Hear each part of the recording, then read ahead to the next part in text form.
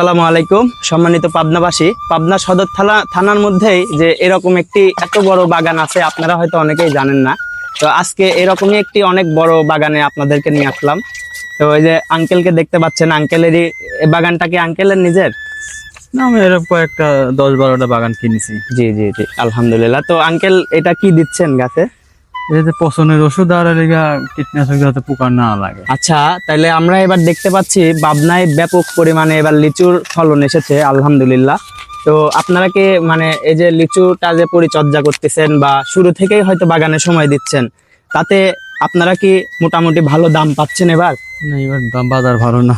বাজার ভালো না, এবার আসলে ফলন অনেক থাকাতে বাজারে যারা আমাদের এই যে কৃষক ভাইরা যারা লিচুর আবাদ করেছে তারা কিন্তু দাম অনেকটাই কম পাচ্ছে।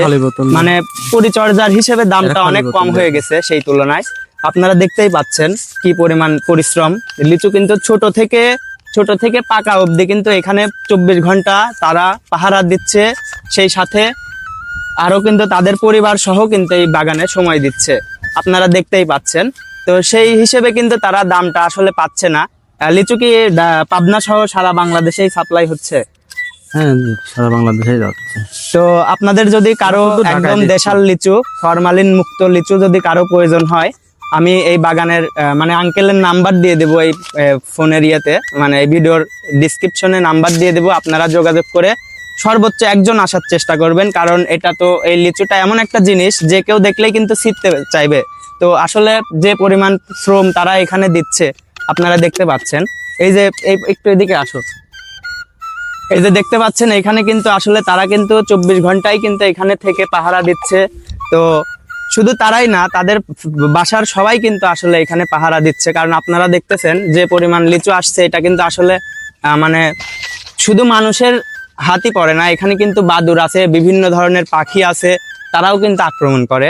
তো সেটার থেকেও কিন্তু আসলে যে মানে যে পরিমাণ কষ্ট হয় এই লিচু আবাদ করতে, তো যদি সেইগুলো যদি মানে কোনোভাবে যদি নষ্ট হয়ে যায় তাহলে অবশ্যই একটা কষ্টদায়ক ব্যাপার। আবার অনেকেই আছে কিন্তু মানে যে যার নিজস্ব বাগান তার থেকে কিন্তু এই বাগানগুলো তারা কিনে নিছে, অনেক টাকা দিয়ে কিনে নিছে।